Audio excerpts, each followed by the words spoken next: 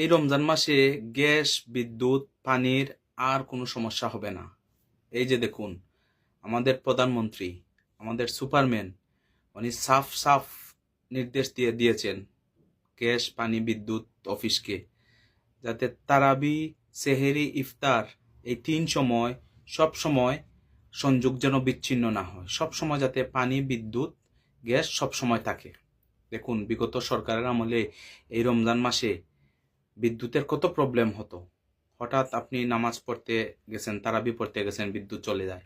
ঘুম থেকে উঠলেন, সেহরির আয়োজন করতে, সেহরি রান্না করতে বিদ্যুৎ চলে যায়, গ্যাস চলে যায়, পানি চলে যায়, কত প্রবলেম। আপনি ইফতার করবেন, হঠাৎ গ্যাস চলে যায়, পানি চলে যায়, বিদ্যুৎ চলে যায়, ইফতারের আয়োজন আপনি করতে পারলেন না। অনেক বড় সমস্যা হচ্ছে এই 3টা কারণ। কিন্তু এই রমজান মাসে আমাদের প্রধানমন্ত্রী সাফ সাফ বলে দিয়েছেন, এই 3 গ্যাস, পানি, বিদ্যুতের আর কোনো সমস্যা নেই। সব সময় যাতে এগুলা থাকে, সাফ সাফ বলে দিয়েছেন।